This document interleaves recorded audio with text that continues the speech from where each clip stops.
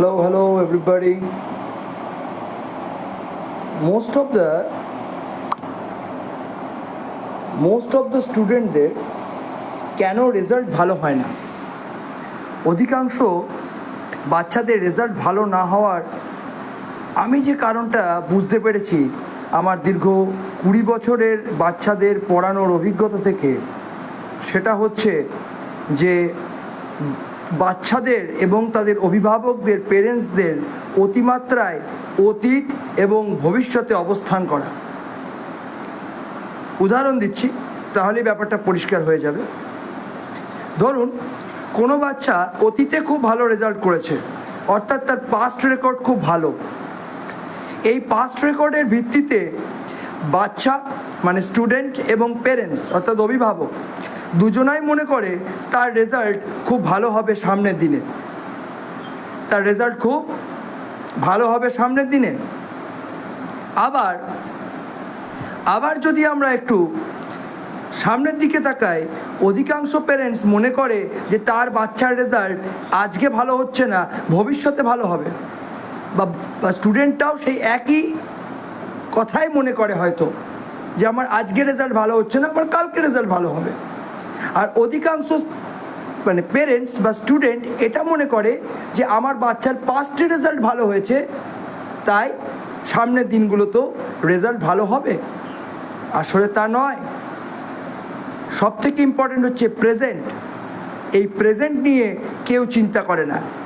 আপনার বাচ্চার পাস্টে কত ভালো রেজাল্ট ছিল বা ফিউচারে কত ভালো রেজাল্ট হবে, এই দুটোই হয় একটা মেমোরি অথবা আর একটা কল্পনা মাত্র, ইম্যাজিনেশন। যদি পাস্ট হয় তাহলে সেটা মেমোরি, যার বর্তমানে আর কোনো ভ্যালু নেই। আর যদি ফিউচার হয় তাহলে সেটা একটা মেমোরি, তাহলে সেটা একটা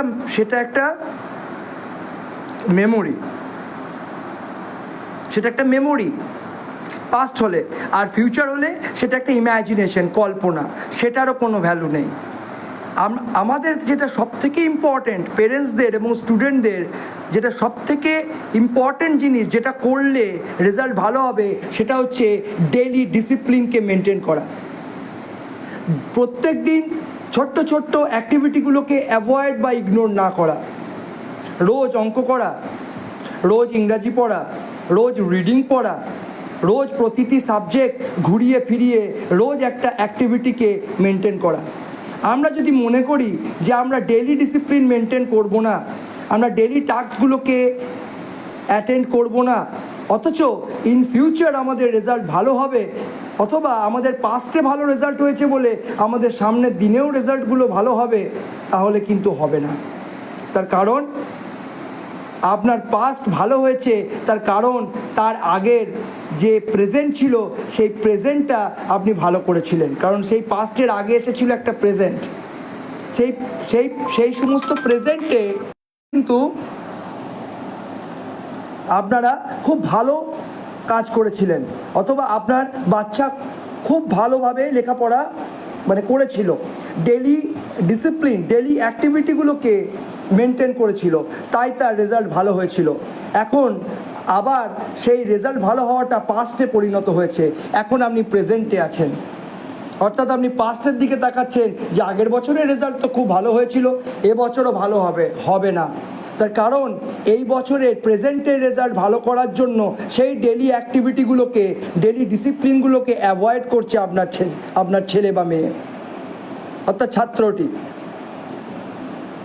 অথবা পেরেন্টসরা অথবা টিচাররা, যাই হোক না কেন।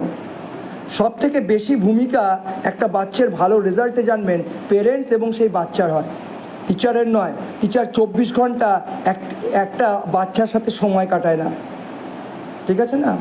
তার টিচার, তার স্কুলের টিচার হোক, তার প্রাইভেট টিচার হোক, তার একটা নির্দিষ্ট সময়ই আপনার বাচ্চার সাথে সময়টা কাটায়। কিন্তু অধিকাংশ সময় বাচ্চার সাথে যে ব্যক্তি সময় কাটায় সেটা হলো তার অভিভাবকরা এবং বাচ্চা নিজে। তাই যদি পাস্টের দিকে তাকানো বন্ধ করেন এবং ফিউচারের কল্পনাকে বন্ধ করতে পারেন যে ফিউচারের রেজাল্ট ভালো হবে, এখন খারাপ তো কী হয়েছে, আজকে খারাপ আছে, আমার ছেলে কিছু জানে না, সামনের দিনে তার রেজাল্ট খুব ভালো হবে, কারণ সে রাতারাতি বদলে যাবে। একটা অবাক করা ঘটনা হবে, ঈশ্বর আশীর্বাদ করবেন এবং সে একদম বদলে যাবে এবং তার রেজাল্ট ভালো হবে। সেটা হতে গেলেও খেয়াল রাখবেন তার বর্তমানটাকেও ভালো হতে হবে। অনেক সময় হয় হয়তো মিরাকেল হয়, আমি বলছি না হয় না, মিরাকেল হয়, কিন্তু মিরাকেলের আশায় যদি বসে থাকেন তাহলে হয়তো আপনার সঙ্গে সেটা নাও হতে পারে, অন্যদের সঙ্গে হতে পারে।